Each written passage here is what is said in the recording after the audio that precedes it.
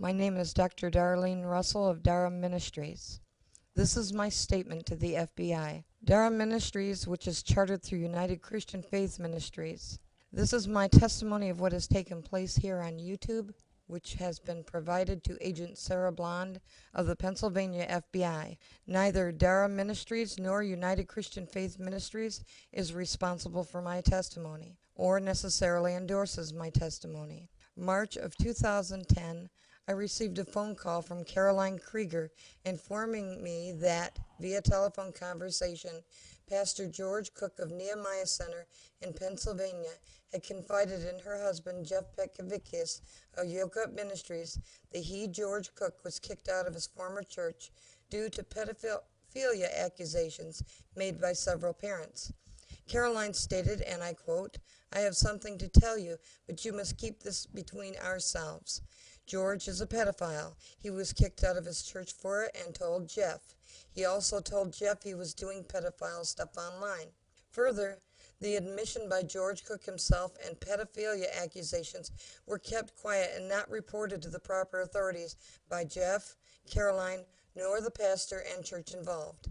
Jeff had known this information for several months and did not relay that information to me until he had a personal vendetta with Pastor George Cook unrelated to the pedophile accusations. In other words, Jeff did not feel these pedophile accusations were important until he had a personal vendetta against George Cook. During his online fight with George Cook, Jeff made several videos claiming he received serious death threats and that Pastor George Cook was at the center of those death threats. Jeff also made videos on YouTube asking for help from the YouTube community concerning the death threats, and I believe those videos are still online. Soon afterward, Jeff formed a small group which included myself, and afterward invited another YouTube user, Sister Sunshine, into this group. Sister Sunshine set up a message board system whereby the members of the group could share information relating to the pedophile accusations and death threats Jeff and Caroline received in hopes of gathering evidence to take to the police and eventually making public the alleged sinister activities of Pastor George Cook and his followers. I began receiving death threats through YouTube as well as other members of my family, along with numerous rape threats against my niece who has Down syndrome. Jeff and Caroline then told the group he had suspicious characters lurking around his home. His neighbor's head was cut off. An incendiary bomb was placed on the neighbor's lap, and subsequently the neighbor's house burned down. This further supported Jeff's claims and instilled tremendous fear in Caroline. All members of the group were deeply concerned, aided in emotional support and spiritual warfare prayers on behalf of Jeff and Caroline. Jeff released 3 letters to all members of the group that were from a YouTube user who was married with children. These letters were love letters to a married man that this YouTube user had been having an affair with. It is my understanding, as related to me by Jeff and Caroline, that this YouTube user had been having many affairs while her husband was away during military service. I have screenshots of these letters in my possession. The wife of the military serviceman had sent the letters to Jeff asking for his help. I am not aware of any help that had been provided, although the letters were used as a warning to this person to back off from the feud between George and Jeff, since that YouTube user is a part of George's group. When information regarding my possession of these letters was conveyed to this YouTube user and other members of George Cook's group, many of the death threats ceased. In several emails, Caroline relayed to me her devastating fears and concerns of the death threats she and Jeff had received. Emotional support was given to Jeff and Caroline on almost a daily basis through emails and messages by all members of this group. Jeff conveyed to the group that the pedophile accusations against George Cook be made public and that he would back up these facts. In an email by Jeff Petkovicius, and I quote, Jeff states, "He is a liar. He needs to be taken out," referring to George Cook. Then, when the pedophile accusations against George Cook became public, George Cook vehemently denied any pedophile accusations were ever made against him. Jeff nor Caroline ever backed up their pedophile accusations they relayed to the rest of the group once the allegations became public, leaving the rest of us to fend for ourselves when it was Jeff and Caroline who disseminated the information in the first place. Many people who knew, including myself, were ridiculed, called liars, and even threatened legal action by George Cook, saying no pedophile accusations were ever made against him. He accused me of slander and threatened to release my personal information to the public online and report me to my governing board when I said I knew he had told someone he was accused of pedophilia. During this time, I contacted Agent Sarah Blond of the Pennsylvania FBI with the information I had received and the information collected by the rest of the group. This is when I began receiving numerous hourly prank phone calls on a daily basis. Several people, including Sister Sunshine, then created many sock accounts on YouTube and made videos concerning George Cook's immoral activities online. I, at no time, ever made videos using sock accounts against George Cook. However, I did make comments relating to the pedophile accusations against George Cook that were made openly by myself under my real name. I have records and screenshots of all such comments. I have also made comments under other accounts that I have. George Cook and several of his followers in a public open stickum chat room confronted Sister Sunshine, who they felt was guilty of releasing the pedophilia information, with accusations that it was Sister Sunshine who made the videos against George Cook, at which time George Cook and followers proceeded to badger, belittle, and accuse her by screaming, yelling, threatening, and calling her names such as drama whore. While Sister Sunshine repeatedly falsely denied any involvement in making the videos under any sock accounts, George also told Sister Sunshine that she had been ill due to her spiritual condition in coming against him and followers in public. This took place for approximately 2 hours. Jeff and Caroline remained silent after they found out Sister Sunshine had taken the brunt of the abuse. They never stood up for her when they were the ones who put her out there in the first place. George and others, including several members of his group, two of which were Kelso Fabulous and Violet Kitty 411, insinuated others, including myself, were involved in making videos against George. Sister Sunshine remained silent, allowing myself, as well as others, to be falsely accused.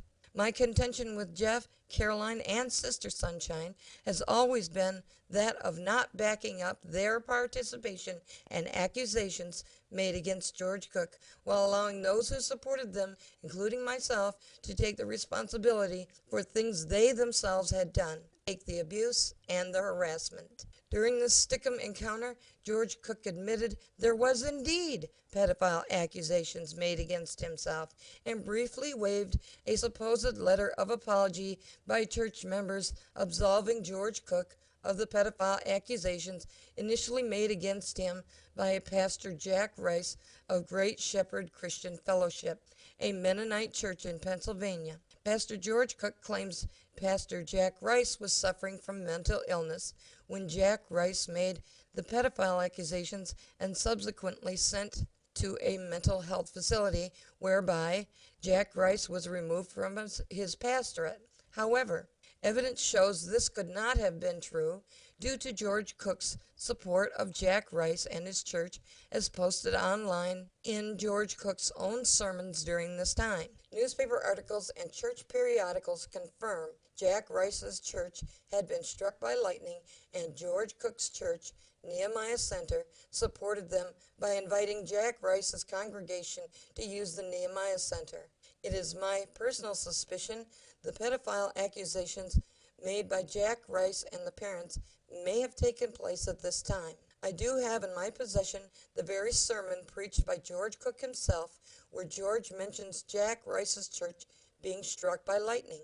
Newspaper articles also show that shortly afterward, Pastor Jack Rice had an accident where he fell off from a ladder and suffered severe injuries, which prevented him from continuing in his pastorate at the Great Shepherd Christian Fellowship. The dates do not line up with George Cook's claims as proven in the evidence. None of the people in Jeff's group, including myself, were aware of another person's presence in the Stickum chat room when Sister Sunshine was being attacked, nor were we aware that this person had been recording the entire incident.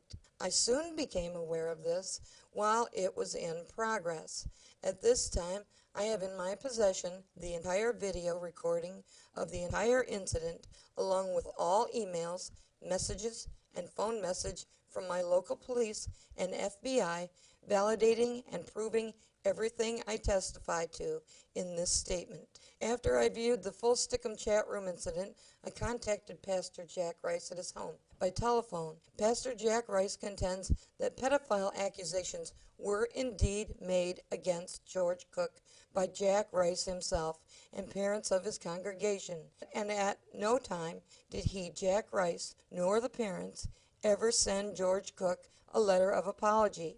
Pastor Jack Rice denies being removed from pastorate due to mental illness, confirmed his accident, and was completely shocked and angered to learn George Cook produced any letter of apology concerning pedophile accusations. All names and addresses, emails, phone and chat room recordings, messages, and any other pieces of evidence have been provided to Agent Sarah Blond of the Pennsylvania FBI, 2 pedophile reporting agencies online, and my local police, Officer Mike Wasilewski. Since then, Jeff has publicly made ridiculous accusations against me, stating I had lied about my testimony of healing from a brain tumor in 2003. He has accused me of lying about my place of work or ministry. He's accused me of lying about my identity and my credentials, and has also threatened public release of personal information that would have placed those in my care in serious jeopardy.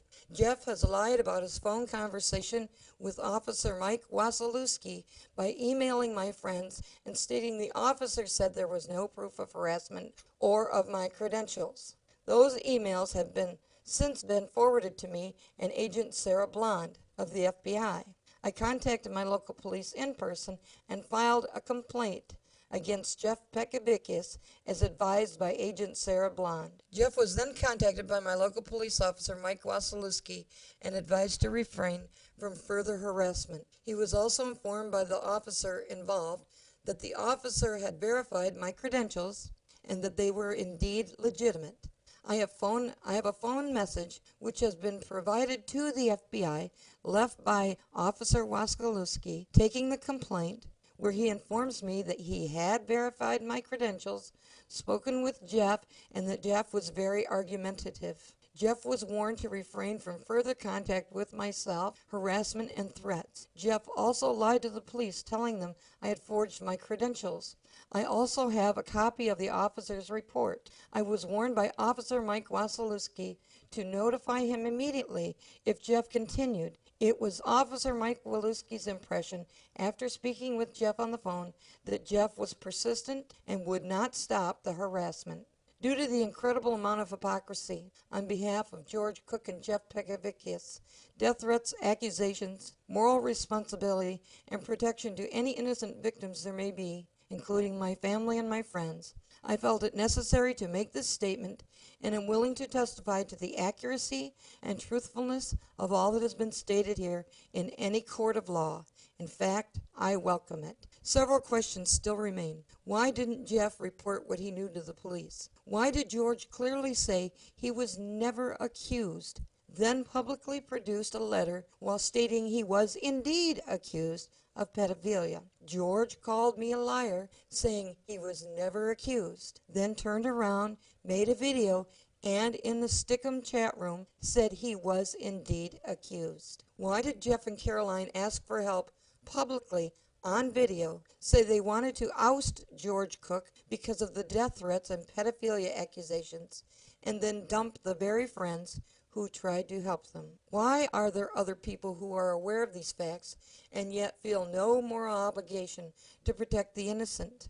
How can all of these people stir up so much controversy and leave a trail of victims behind with no remorse or conscience whatsoever while claiming Jesus Christ as their Savior and Lord? How is it that Jeff can now embrace the very people he claimed were trying to kill him and the very person Jeff claimed is a pedophile? Why would Jeff attempt to destroy the ministry of the miraculous healing of a brain tumor and restoration of my sight that Jesus Christ has done in my life by saying I lied and my testimony is fake, when I have a video on YouTube with myself laying in the hospital with an enormous stapled incision on my head? Why would any true believer in Jesus Christ want to lie about what Jesus has done and can do for others?